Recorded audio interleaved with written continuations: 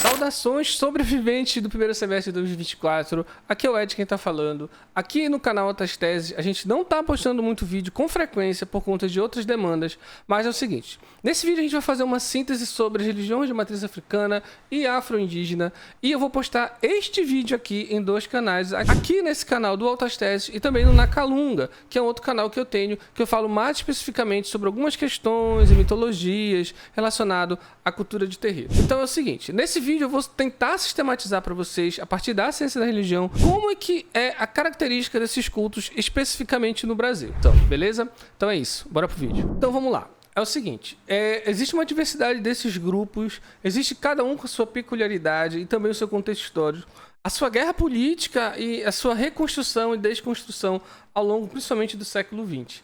Se você pegar um manual de 9 movimentos religiosos, a Umbanda vai aparecer lá dentro porque justamente ela vai ser conhecida pela sua sistematização ao longo do século XX. A gente vai falar um pouco mais disso lá pra frente, tá? E aí existem esses outros cultos. Então a gente vai tentar compreender de maneira muito breve, brevíssima por assim dizer, como é que esses cultos funcionam e algumas das suas características, tá? Então é o seguinte, primeiro vocês precisam entender que ciência da religião ela não é teologia, esse canal começou justamente com esse objetivo.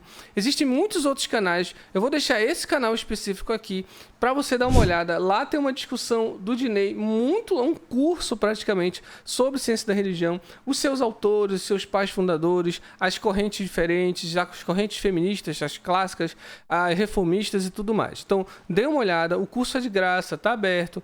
O cara é muito bom, ele vai te explicar de maneira bem fácil para você entender e se apropriar desse conhecimento da ciência da religião para tentar entender como é que ela funciona e como ela deve ser sempre consultada para tentar entender um determinado fenômeno religioso e as suas características, tá? Então, os 3 caras principais que você tem que dar uma olhada lá no canal do Diney, é o Maximile, o Chantepie de Laussaci e o Vanderloo, que são os 3 caras que vão fundar ali no final do século XIX a ciência da religião.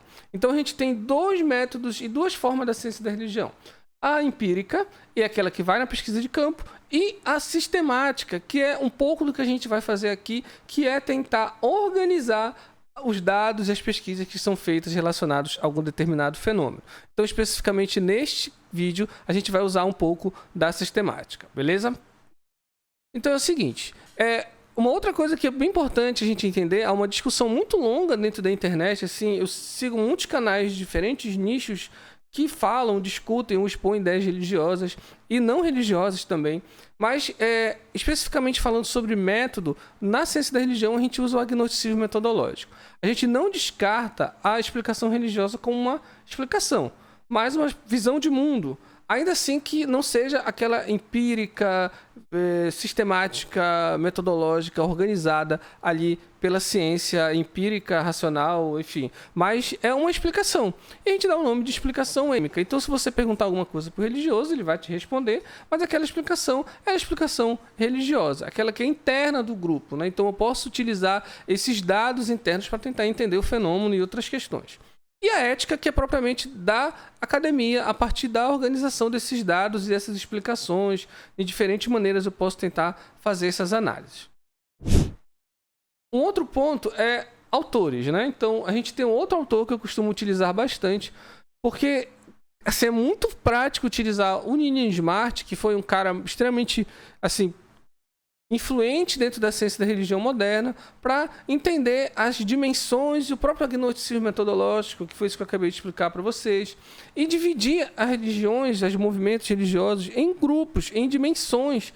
E essas dimensões elas são importantes porque numa discussão, por exemplo, quando eu estou falando mal da Igreja Católica como instituição, eu não estou falando mal dos dogmas católicos, mal das crenças, eu não estou falando mal de como o católico interage com o sagrado dele, mas sim da instituição enquanto uma organização social.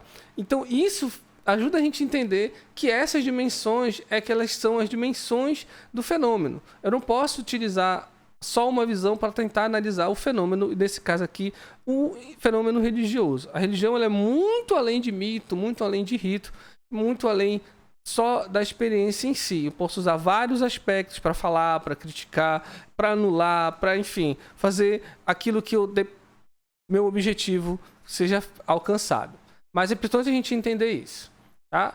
Uma outra coisa importante é entender que o campo religioso brasileiro, desde 1872, quando acontece o primeiro censo no Brasil, até 2010, a gente tem uma configuração muito diferente de como as religiões no Brasil vão ser catalogadas, né? A romana, que até então, no final do século XIX, era a única oficial do Brasil, e ao longo das décadas foi sendo uma mudança muito significativa nesse campo, tendo um aumento significativo dos evangélicos e também dos outros grupos. E aí a gente tem ali no final os sem religião ou aqueles que não declaram. Os sem religião, eles são um grupo bem específico, porque não necessariamente uma pessoa é ateia, né? A característica do sem religião é que ele não tem um vínculo institucional com qualquer grupo que seja, tá? Ele pode inclusive visitar vários grupos.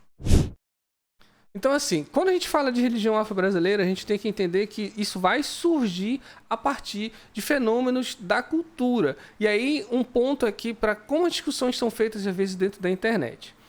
Não existe cultura pura. Quem pregava que tinha cultura pura eram os racistas científicos do início do século XIX.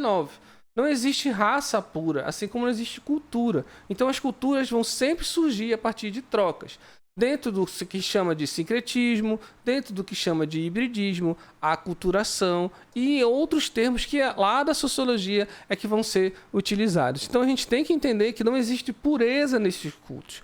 E aí é um pouco de tolice e um pouco de, assim, eu tenho uma palavra meio inconveniente para falar, mas talvez não seja o momento.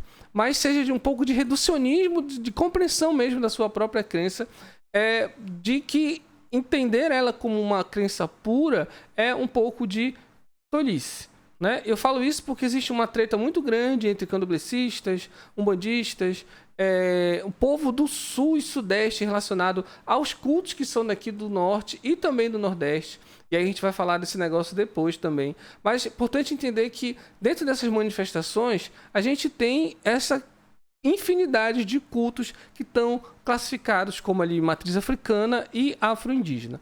Não existe um culto puro africano no Brasil. Isso é uma outra questão que a gente precisa entender, que tem a ver com o que eu acabei de falar.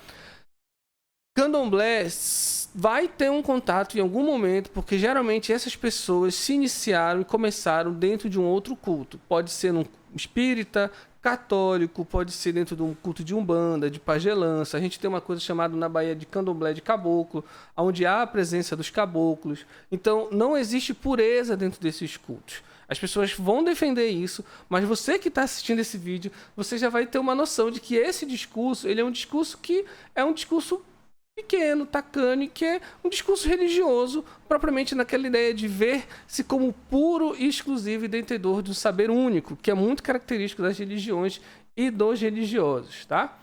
Então, no Tambor de Minas, especificamente, eu queria trazer esse exemplo para vocês, porque é um exemplo muito rico de quão é diferente esses grupos, né?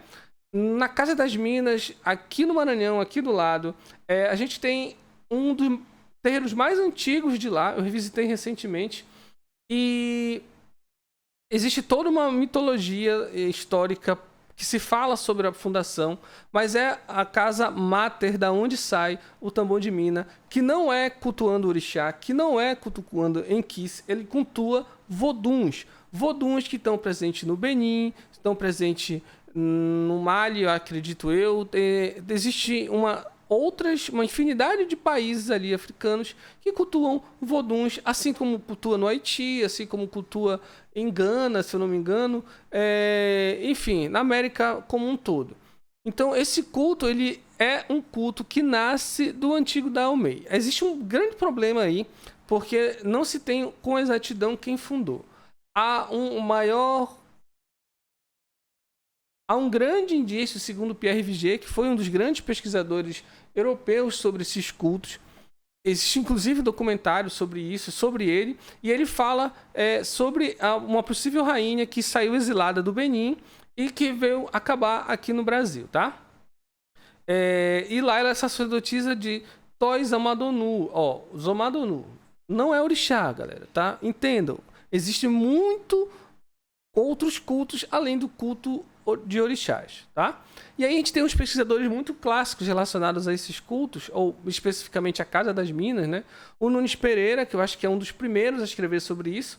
O Otávio da Costa Eduardo, eu nunca peguei o livro dele para ler, né? O Nunes Pereira também, são obras muito raras, até em scan não consegui encontrar. Já o Sérgio Ferretti, você consegue encontrar um material muito mais vasto, porque ele dedicou a vida dele todinha a pesquisar sobre a Casa das Minas e os cultos dentro do Pará, mas principalmente dentro do Maranhão. Mas acho que principalmente dentro do Maranhão as obras dele se centraram. Então, só para vocês terem uma ideia, né? Então, eu mostrei naquele slide anterior, né? Em que esses voduns, orixás, são divindades diferentes, são divindades muito parecidas. Os primeiros grupos de escravizados a chegarem aqui, eles são os bantos, eles trazem os inquices. Os orixás, eles chegam por último dentro da historiografia. Eles vão chegar já... O culto banto já está muito tomado por todas as outras influências. E aí tem uma característica dos bantos que a gente vai falar mais pra frente, que tem a ver com essas relações de troca que os povos acabam fazendo, de maneira forçada ou não forçada, tá? Mas, seguindo em frente, aqui tem algumas imagens. Se vocês forem um dia na Casa das Minas, existe todo um acervo de fotografia, dependendo do modo como você vai fazer a sua visita. Se for não guiada, você vai ter basicamente a satisfação de estar naquele ambiente, mas principalmente as imagens que são imagens do Sérgio Ferretti e de outros pesquisadores que foram lá e registraram momentos diferentes do culto, né? E isso é bem interessante, mas não há muitas coisas para você ver dentro da casa. Acredito que tenha alguma visita guiada que você pode fazer, entrando em contato, não sei como é que realmente funciona. Mas assim, se você tem interesse, vá lá, dê uma olhada, que é de fato, você sente a energia de um local que é muito ancestral, centenário, que tem uma história muito rica e bem peculiar dentro da história das religiões no Brasil, né?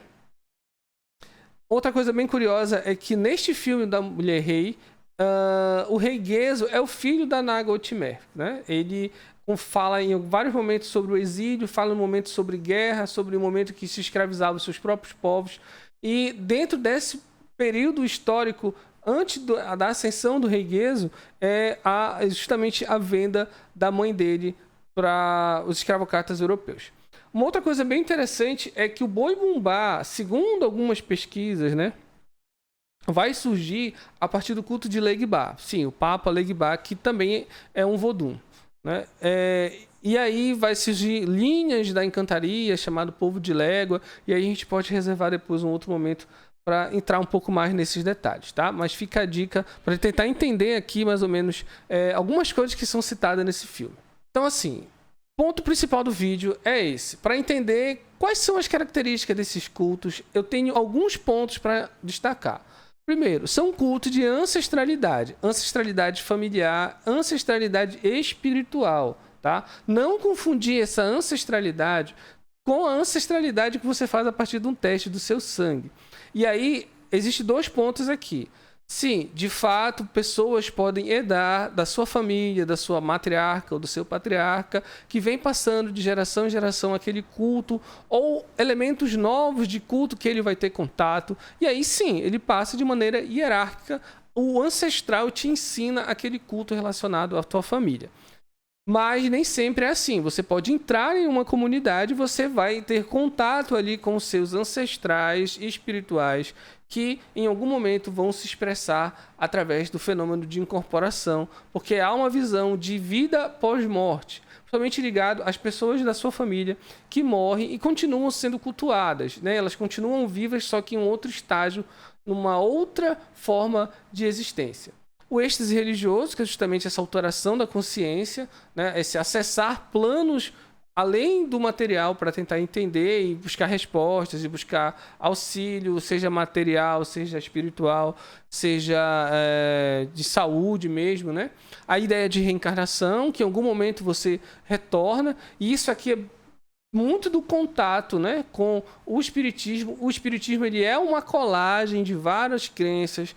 O Allan Kardec e outros fenômenos que vai se desdobrando do espiritismo, ele vai aderindo crenças de outros povos, principalmente da Índia, por conta do que a gente chamou ali atrás, o Eduardo Said chama de orientalismo, né, devido à exploração e colonização na Ásia.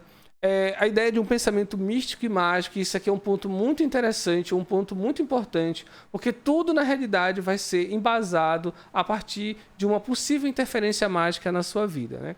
E aí passa a se ter um pensamento mágico de possível manipulação das forças da natureza e também de um contato constante com o supranatural ou o meta-empírico, né? Existe uma questão ali do sobrenatural, da palavra sobrenatural, né? Porque aqui não se encaixaria como sobrenatural, já que para esses grupos seria natural a existência de um mundo espiritual, tá? É só uma questão conceitual aqui. O uso ou não de substâncias de poder, né, chamados enteógenos, né, ayahuasca, aí entra, por exemplo, o uso de jurema sagrada, o uso de outras substâncias, a própria cannabis pode ser utilizada dependendo do grupo. Isso aqui não é taxativo, tá, gente? Isso aqui é opcional ou não. Há histórias de grupos que, por exemplo, começaram a tomar a ayahuasca e simplesmente modificaram toda a dinâmica do grupo por conta do uso intensivo da substância. Então, essas são as características bem básicas. E aí dá para você entender um pouco melhor da crença e desses grupos e o quão são diferentes, de repente, da sua religião, da sua prática ou alguma coisa parecida, tá? Então, vamos lá para um modo específico, tá? O modo específico aqui é para falar sobre a Umbanda.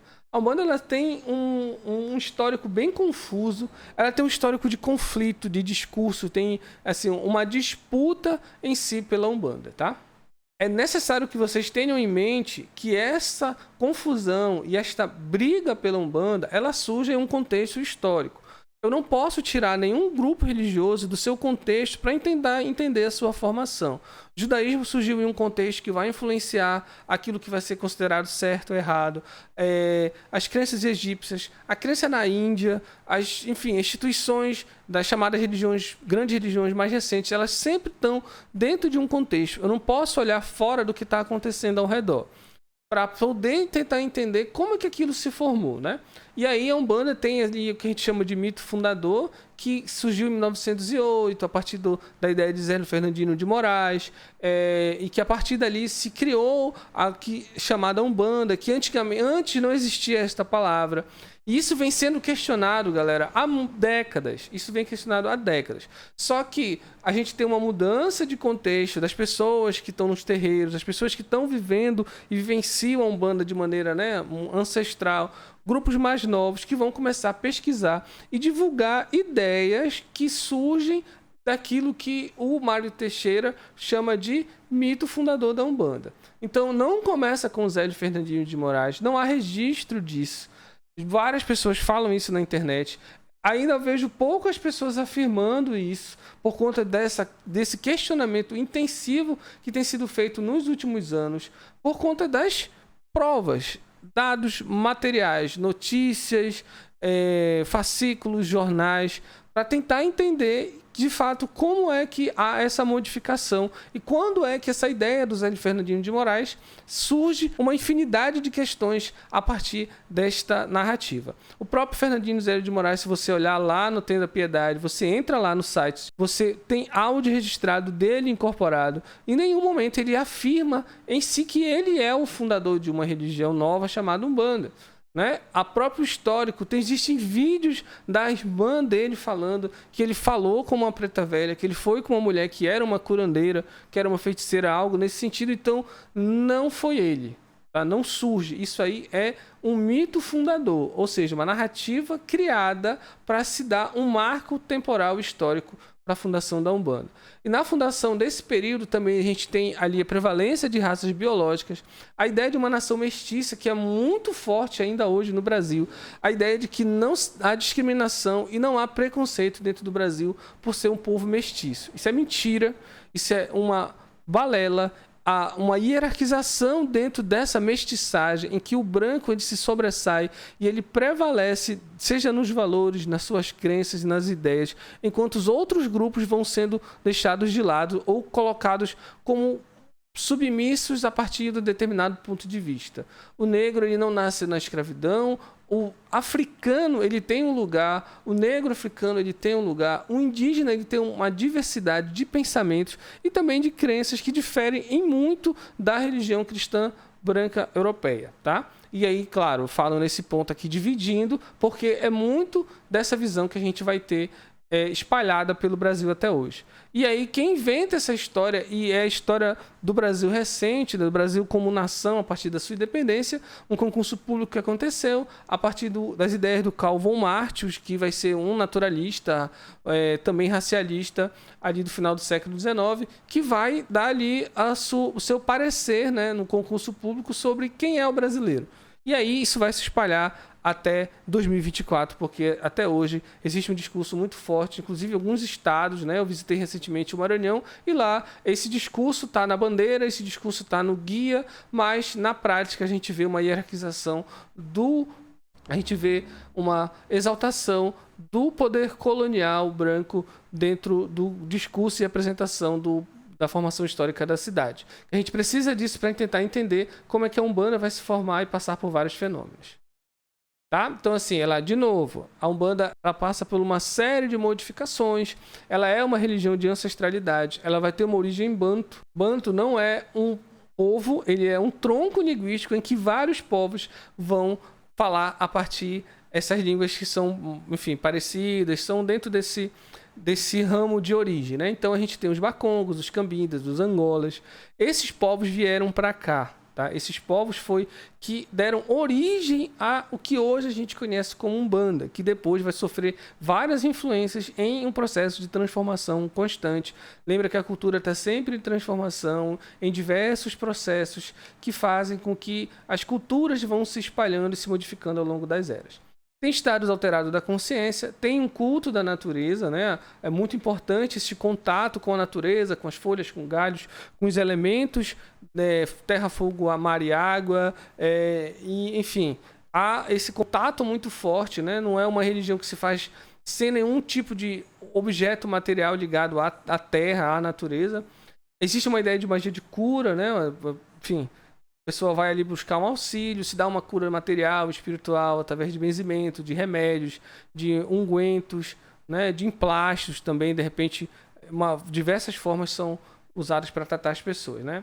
Magia verbal, se fala, se canta, se expressa através das falas e dos cânticos, as doutrinas, os ensinamentos, e também gestual, né? Há muitos elementos de gesto corporal, ou seja, ele também de maneira manual ali, com imposição das mãos e outros elementos, tá? Enfim, então há uma grande abertura da questão da espiritualidade africana que vai ser integrada dentro da Umbanda. Né? Os bantus, os iorubás, o próprio catolicismo popular. E aí eu vou trazer um vídeo para vocês bem interessante depois sobre o catolicismo africano, que ele vai ser influente para chegar no Brasil daquelas irmandades religiosas, que também a gente vai falar um pouco à frente, mas só para dar uma pincelada, tá? Do kardecismo, do ocultismo europeu e também da pagelança, que é o chamado xamanismo daqui da Amazônia, daqui do Brasil. Mas eu vou chamar de pagelança, tá? Que é o termo que eu acho que é apropriado. E ela vai ser modificada ao longo do tempo, né, cara? Isso aí é uma questão que hoje há muita discussão sobre essas modificações. Entre essas modificações, a gente vai ter a nova era, né? E aí é bem interessante entender como é que esses outros elementos, essas misturas, né, essas outras influências, elas vão entrar dentro dos terreiros e a gente passa, a partir das últimas décadas, a ter uma aproximação maior desses grupos de nova era com elementos das religiões de matriz africana ou de matriz afro-indígena, né? E por último, a religião UFO. Mas essa ideia do UFO, ela não é bem recente dentro da Umbanda. No começo do século XX, a gente também tem um cara lá que vai fundar a cultura racional, o tal Manuel, lá do Tim Maia.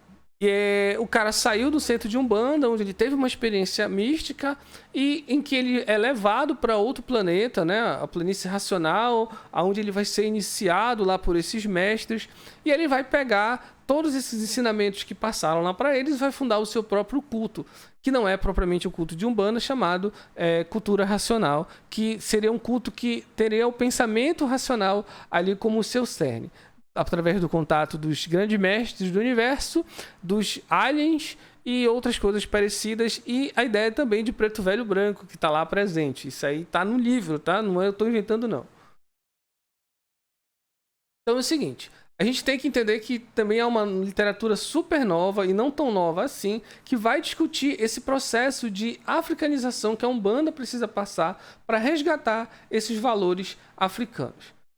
No sentido de resgatar, não para trazer uma pureza, mas é porque se perde muito desses valores, centrando tudo ali no kardecismo, né? Que aí foi um fenômeno que aconteceu ao longo do século XX, tá? Então, o Renato Ortiz, ele pesquisou, ele era um pesquisador do antropólogo que vai pesquisar como é que há um embranquecimento dentro do culto de Umbanda. Né? E esse culto de Umbanda, ele vai apresentar características que vai ter o simbolismo das cores pautado no racismo. Você tem o branco como o ideal de pureza, de limpeza, e o negro ali associado àquilo que tem de mais baixo. E um exemplo muito clássico desse livro é quando ele vai falar sobre Exu, que Oxalá é tirado a sua figura e é colocado Jesus Cristo de pele clara ali como o centro do terreiro. E na porta, que aquele que lida com as coisas mais baixas, é Exu, que permanece preto. Então ele olha esse simbolismo como a hierarquia que a sociedade impõe sobre a forma como as pessoas creem e organizam suas crenças. Um cara muito mais recente vai também falar sobre isso, que é o David Dias. O David Dias é muito ativo ali no Instagram. E ele propõe, também tem podcast e tal, e aí ele vai discutir isso botando um outro ponto ali à frente. Só lembrar o seguinte, a diferença entre os dois é que o David Dias, assim como a Flávia Pinto, eu não li o livro da Flávia Pinto, mas eu acredito que seja pela mesma pegada e a forma de resgate de raízes que o David Dias faz, incluindo aí a questão indígena, né? Mas os dois eles são sacerdotes. Então eles trazem ali, aliado ao seu conhecimento acadêmico, o fato de serem membros do grupo, né? Então a gente tem ali o conhecimento êmico também presente dentro das análises que eles vão fazer. Apesar de que, claro, vai prevalecer todos os dados que eles vão colocando, porque não são livros religiosos, tá? São livros feitos por religiosos, mas que são pesquisadores dentro da academia. E isso é muito comum, tá? Um outro ponto que é trazido pelo David, que é justamente o cosmograma Bakongo, e em que no cosmograma Bakongo ele vai colocar ali para tentar entender a maneira como é que os Bakongo, que eram um grupo do tronco linguístico banto, vão entender a existência em si e os ciclos em que nós estamos inseridos, né? Algumas palavras ali, como Impemba, Calunga, está ali presente, e também está presente nas culturas de terreiros para as pessoas que fazem parte ou que pesquisam essas palavras, elas têm origem africana, tá? Então, a Calunga aqui, por exemplo, ela é a linha que divide o mundo dos vivos do mundo dos mortos, né? Aí depois vai entrar uma ideia de Calunga grande, Calunga pequena, e aí essas são palavras, gente, africanas, palavras bantus. Essas não são palavras da Índia. Você vai entender porque eu estou falando isso, tá? Mas entender estes conceitos, ele é fundamental para você entender coisas que fazem parte da Umbanda, mas que, como prevalece os valores vindo principalmente pelo espiritismo kardecista, a gente busca muito mais explicação do espiritismo kardecista do que necessariamente olhar para a África para explicar aquele fenômeno ali dentro de um determinado grupo, tá? E aqui especificamente de Umbanda. E aí a palavra macumba, que ela é muito utilizada, né? Macumba no sentido... Essas palavras são polissêmicas, ou seja, elas têm vários sentidos, e macumba vai ser um delas, né? A macumba aqui, ela vai ser definida como uma expressão religiosa de base dos grupos africanos, no caso os bantus, né? E a gente vai ter várias palavras, né? Enfim, que são dos idiomas bantus, que vêm para o Brasil, e macumba também é uma delas, tá? E aí, mas macumba é uma árvore, macumba é, não sei, macumba é um feitiço, macumba nesse sentido de um trabalho espiritual que foi feito para alguém, né? O próprio oferenda que é feita é chamado de macumba, que alguém fez uma macumba para alguém. Mas a gente também existe um culto chamado macumba carioca, que ela é uma forma como todos os cultos que existiam dentro do Rio de Janeiro vão ser classificados, né? Ela vai ter a sua característica própria e tal. Então, a palavra ela tem vários significados, várias formas elas são utilizadas, e é bom que se entenda que é de fato uma palavra africana que vai tomar uma gama imensa de significados que não cabe aqui a gente ficar falando de repente todos os significados que ela tem, né? Mas só para vocês entenderem onde está localizado os termos que esses grupos utilizam, né?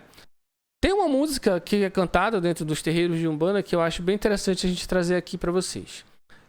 Chama Cipriano Quimbandeiro Chorou no Cativeiro.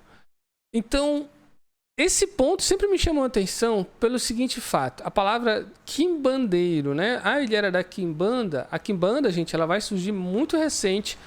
É a palavra que se utiliza para o Quimbanda, que é o sacerdote dos povos bantus.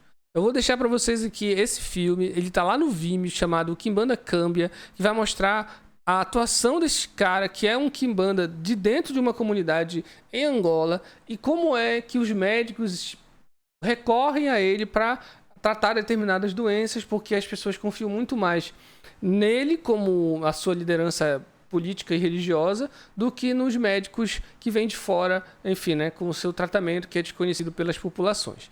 Então é só para vocês entenderem como é que a palavra ela tem um lugar. Esse lugar é África, é o idioma e os idiomas falados pelos povos bantus, né? Então Quimbanda ela vai surgir como um culto a partir de um outro processo que a gente pode falar em um outro momento. Caso você não queira que eu fale, já tem um vídeo lá do Mário, o Tradição Mário Filho, ele fala bastante sobre essas questões. Eu estou trazendo uma síntese aqui, porque eu achei bem interessante, que muitas pessoas perguntam, às vezes eu vou dar palestra em alguns lugares para falar sobre essas questões, e aí que eu estou deixando registrado para vocês.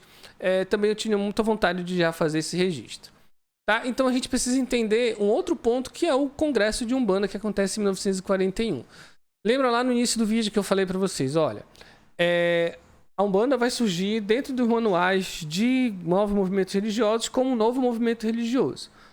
Que os novos movimentos religiosos elas vão surgir a partir do contato com uma religião hegemônica, uma religião mais tradicional que predomina naquele espaço.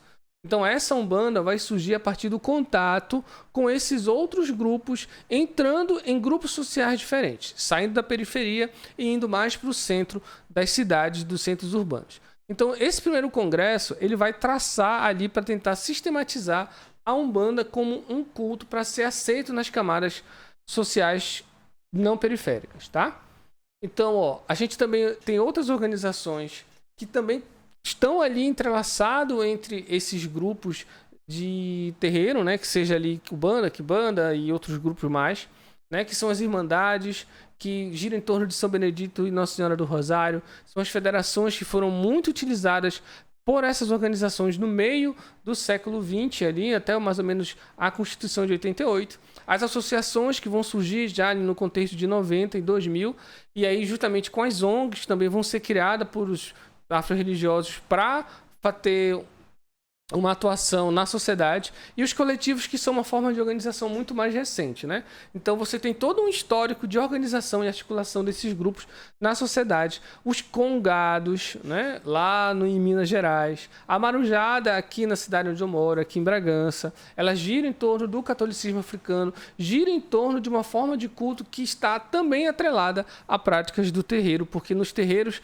se costuma, como eu falei também no início do vídeo, ter além de um culto só. Tá? Eles também são católicos, às vezes frequentam centros espíritas, frequentam, enfim, uma infinidade de crenças que podem estar ali atrelada a uma herança deixada por um familiar ou mesmo por afinidade que o sacerdote e o grupo vai ter em si, tá?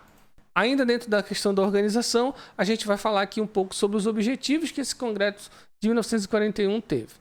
Primeiro, comprovar que a Umbanda era herdeira de uma tradição religiosa milenar, mas não africana, tá? Isso é bem importante salientar e eu vou mostrar para vocês daqui a pouco.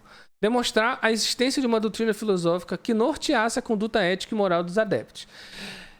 Aqui é para tentar, enfim, perseguir e tolir aquelas pessoas que não seguissem uma cartilha, né? Lembra que eles têm muita influência do espiritismo, e o espiritismo ele é extremamente sistemático. Então, no sistemático no sentido de ou você tem uma cartilha exata para fazer ou você está fora. né? E buscar o amparo na ciência para justificar ou domesticar as práticas mágico-litúrgicas. Enfim,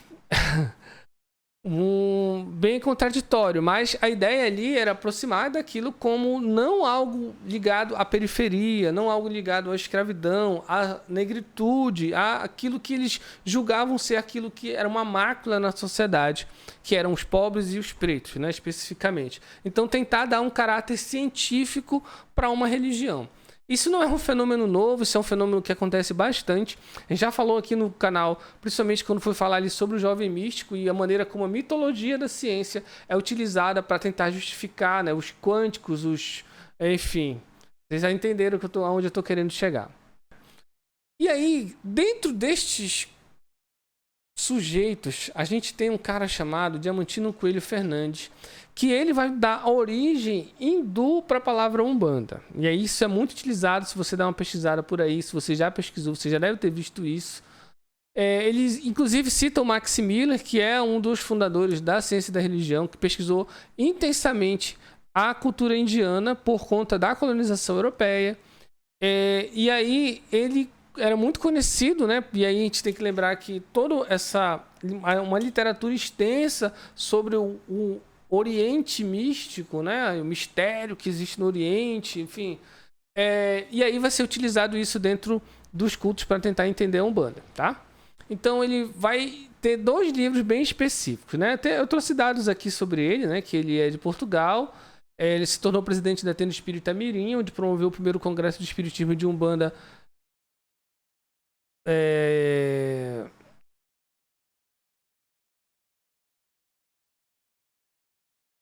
onde ele promoveu o primeiro Congresso Brasileiro de Espiritismo, né? Criou a União Brasileira de Educação e Ciência Espiritual, tinha uma universidade de estudos psíquicos, né? Isso é bem interessante tentar entender como é que funcionava. E ele falece em 73. Bem, esse cara vai dar um tom na sua tese ali, tem todo o discurso dele registrado nos anais, e aí ele vai descaracterizar a Umbanda como um culto africano, né? Dizer que ela nasce no Antigo Oriente, ela é deturpada e esquecida, né, por conta da soberba, né, e da incapacidade que os africanos vão ter de manter toda a tradição milenar que a Umbanda traz. Esse mesmo cara escreveu e é muito conhecido por esses livros, né, A Vida em Saturno. E eu achei isso muito interessante porque foram coisas que eu fui entendendo dentro do que eu estava pesquisando para fazer o vídeo para a palestra. A Vida em Saturno, ele vai descrever com todos os detalhes os saturninos, que são os seres que moram e habitam em Saturno, né? A sua religião, a sua cidade, a sua rede monetária, a sua rede de contatos e tudo mais.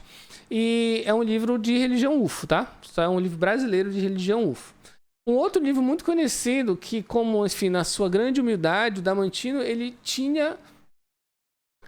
ele era um canal, né? Ele era um canalizador, ou o que vai chamar de médium, né? Ele recebia mensagens diretas da mãe de Jesus, se não do próprio Jesus. E aí, esses são livros muito conhecidos deles, tá? Então é o seguinte, lá ele vai descrever, no anais do primeiro congresso, umas coisas bem interessantes para a gente analisar. Primeiro, ele chama que o ritual semi-bárbaro, no qual foi chamada Umbanda, ela é considerada magia negra e candomblé. E ela não pode ser confundida. Então, para eles, a Umbanda não pode ser confundida com a tal magia negra ou o candomblé. Então, a ideia aqui era justamente de limpeza, conforme eu falei para vocês. Era afastar a ideia da Umbanda com um culto africano, tá? Preciso considerar, porém, o fenômeno meseológico peculiar às nações africanas de onde procederam os negros escravos.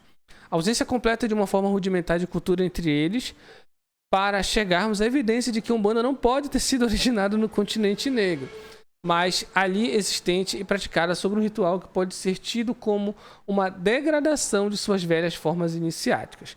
Então a Umbanda não surge lá, ela jamais poderia ter surgido no continente negro. Mas tá falando isso, mas as pessoas nem acreditam nisso. Isso aí não é verdade. Cara, mas as pessoas acreditam nisso e elas fazem isso de maneira inconsciente nas suas práticas. Quando você trata um preto velho como um branco velho, ou como você diz que um preto velho, ele em uma vida passada, ou um caboclo numa vida passada, ele foi alguém que foi um branco, você está justamente esvaziando um valor de existência que aquele grupo tem em si, né? Então, assim, isso é uma prática comum, isso é reproduzido a partir do plano material, por ideias que as pessoas têm e projetam dentro destes cultos, como essas entidades se manifestam. Lembrando que muito do discurso falado por entidades, ele também é, na verdade, em sua grande parte, daquilo que o médium, ou o que eles chamam de médium, né? Ele tem na sua cabeça. E aí é muito claro. E a gente entende isso, por exemplo, quando a gente vê incorporações fora dos contextos religiosos dentro de uma mesa de podcast ou numa entrevista de uma entidade ou algo nesse sentido, né? Não criticando, tá, gente? Eu só estou pontuando aqui como é que essas transformações acontecem. Esse discurso, ele passa por uma interferência do conhecimento do médium. Se assim não fosse, a maior parte dessas manifestações seriam feitas nas línguas nativas desses espíritos. Ponto. Vou em frente. Então a gente tem uma série de umbandas, né? Banda popular, tradicional, de mesa, ao Molocô, que tem uma figura muito importante, sim, dentro da organização de uma umbanda mais africanizada, que é o Tata Tancredo. O Tata Tancredo foi sambista, o Tata Tancredo organizava vou chamar assim, dos grandes pulinhos lá no Rio de Janeiro, na praia de Copacabana, que depois foi tomado ali pelo poder público. E aí a gente tem a própria figura do Zélio, né, que vai fundar a sua Umbanda, a Umbanda Esotérica, vai ter diferentes grupos como a própria Umbanda Sagrada, que aí tem a figura do Rubens Saraceni, que é enfim, o Rubens Saraceni ele criou a sua própria Umbanda, ele modificou depois, colocando um outro nome de magia divina, algo nesse sentido, escreveu uma literatura muito vasta, né? Muitos romances ficaram conhecidos. E essa sistematização de cursos de Umbanda. Hoje a gente tem a Umbanda EAD, a gente tem a Umbanda não sei mais o que é um curso iniciático, não sei lá da onde, você faz tudo pela internet e se torna um sacerdote de internet. Isso é um fenômeno que nasce muito com o Rubens Saraceni e as pessoas que saem de dentro da curso de formação dele, que vão buscar outra, que vão fazer uma vivência, né? Então, o Rubens Saraceni, ele é muito conhecido e existem algumas críticas que se faz dentro lá das comunidades, das pessoas que estão no debate público sobre Umbanda e sobre deturpações, e ele, enfim, é amado e odiado por uns e por outros, né? Como típico de uma figura pública.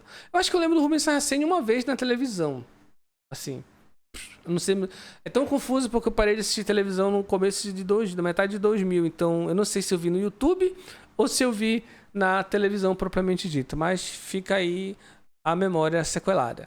Mas essas todas aqui, elas vão ter uma diferença e uma peculiaridade muito grande de uma para outra, e é bem importante interface estudar uma por uma para ver e dar uma olhada nas críticas que são feitas para tentar entender melhor, né? Enfim, para não achar que uma que você está conhecendo é aquela absoluta e a única detentora da verdade e é o único modo de fazer Umbanda. Existem diferenças entre essas casas, existem diferenças entre esses cultos, enfim, aí o mercado está aberto. A Umbanda Iniciática, a Umbanda de Caboclo, a Umbanda Angola, a Umbanda Sagrada. Eu sigo muito desses canais aqui no YouTube, cara, e você encontra, de fato, muitas pessoas de diferentes cultos ali falando como é na sua tradição de Umbanda, né? Lembrando que a Umbanda não é uma tradição única, né? Ela vai se formatando ao longo do século XX e também, agora, no início do século XXI, como culto com diversas faces, tá? No Pará, especificamente, ela vai chegar em 1930 com uma figura chamada Maria Guiar. O Candomblé ele já vai chegar aqui, né, muito mais recente, 70, 80. E a Mina, a Encantaria, a Pagelância Cabocla são os cultos específicos do estado, né? Elas são muito mais fortes para cá e tem muito mais presença no sentido assim de que são cultos diferentes dos cultos que vêm do Rio de Janeiro, São Paulo e propriamente do Nordeste. Mas o terreiro de mina, aberto no Pará, especificamente no Amaranhense, chamada Mandoca, no início do século XIX, no final do século XIX, desculpa, e em que ela vai ser conhecida por fazer um enfrentamento para ter o seu tambor tocando ali durante esse período, né? Então as pessoas continuam até hoje aí lutando pelo seu espaço, urbanização, enfim, precarização, para reconhecimento, enfim, existe toda uma questão social que essas comunidades sofrem até hoje, tá? É diferente, por exemplo, de privilégios que igrejas evangélicas têm, inclusive com, enfim, representação política muito maior, que vai garantir que determinados direitos sejam plenamente usufrutos dessas comunidades. Então, basicamente é isso. Lembrando para vocês, vai estar em 2 canais. O vídeo ficou maior do que eu imaginei, mas você pode parar, se você quiser, enfim, usar como podcast. Se você quiser ficar assistindo em diferentes lugares, fique à vontade. Eu vou postar isso na Calunga e também aqui no Altas Teses. Espero que vocês tenham gostado. Tem um outro vídeo bem interessante para fazer sobre um outro tema que eu não vou falar agora, mas tem a ver com os vídeos que eu fiz sobre pagelança cabocla. A gente vai, enfim, entrar nos pontos cruciais para a gente entender outros elementos relacionados às divindades cultuadas dentro desses cultos e as suas características. Beleza? Então é isso. Valeu, cara. Gostei muito de fazer esse vídeo. Eu acho que esse formato ficou legal. E por incrível que pareça, ele tem um tempo de uma aula minha que é 45 minutos. Ai, eu fico quase para morrer com isso. Falou.